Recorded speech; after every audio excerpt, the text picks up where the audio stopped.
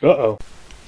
Oui, bonjour. Eh bien, nous allons découvrir en fait la logique du logiciel InDesign, ce qui est vraiment très très pratique lorsque vous débutez. Une mise en page est donc composée d'images.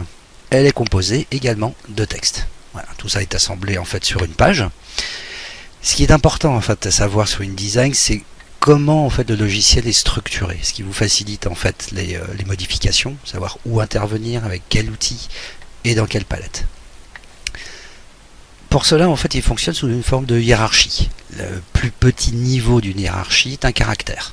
Un caractère, alors c'est une lettre, un chiffre, un caractère masqué, comme un espace, un symbole de paragraphe, une tabulation, tout ce qui est ponctuation, bien entendu.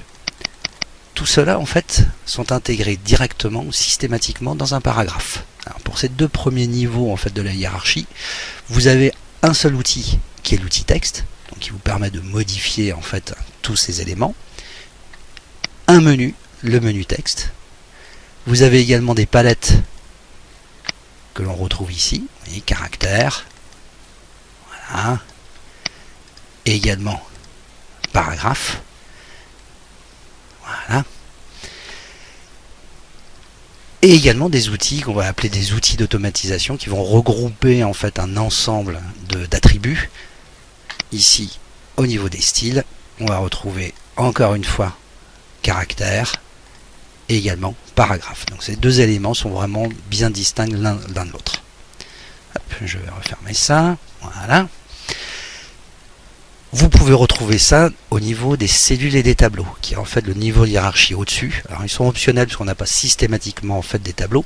Mais vous voyez ici, nous avons donc un paragraphe. Ce paragraphe est dans une cellule, et cette cellule est obligatoirement dans un tableau. Même en fait, si on peut avoir un tableau d'une seule cellule, bien entendu. Pour ça, c'est exactement le même outil que la hiérarchie précédente, c'est-à-dire pour les modifier l'un ou l'autre, c'est l'outil texte, mais cette fois-ci, c'est le menu tableau. Donc on va retrouver au niveau des palettes, ici, la palette tableau. Voilà.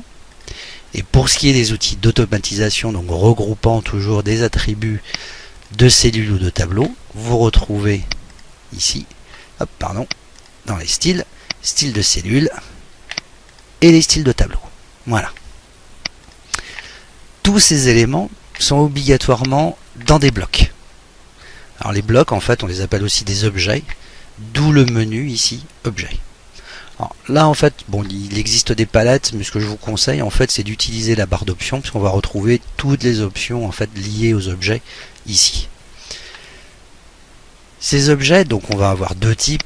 Un qui peut contenir texte et ou image, et ici des blocs ou des objets qui vont contenir que des images. Ces objets sont obligatoirement sur des pages. Les pages, en fait, c'est ce que vous exportez en PDF, c'est ce que vous imprimez, donc c'est évidemment capital. Ils vont être sur des pages. Les pages, comme par hasard, vous avez un menu page, étonnant, et vous avez également une palette page, qui est ici. Cette palette est séparée en deux, donc là dans la partie inférieure, vous avez la partie vraiment le document, c'est-à-dire ce qui sera véritablement exporté ou imprimé, et dans la partie supérieure, l'outil d'automatisation, ce qu'on appelle aussi des gabarits. Le niveau au-dessus, c'est le fichier. Alors là, c'est très important parce que c'est vrai que pour optimiser en fait des fichiers ou pour faciliter véritablement un travail qui est redondant notamment, vous pouvez enregistrer votre document non pas en tant que document InDesign, mais en tant que template InDesign, ce qui va vous générer en fait un point INDT qui va inclure en fait tous les éléments que vous avez sous votre hiérarchie, c'est-à-dire caractère, paragraphe, cellule, tableau, objet, page. Voilà, vous voilà bien parti. Si vous gardez toujours à l'esprit cette hiérarchie qui est vraiment très importante, il y a vraiment peu de chances que vous vous trompiez sous InDesign, en fait en termes de manipulation et en termes d'utilisation du logiciel. Voilà, je vous dis à très bientôt.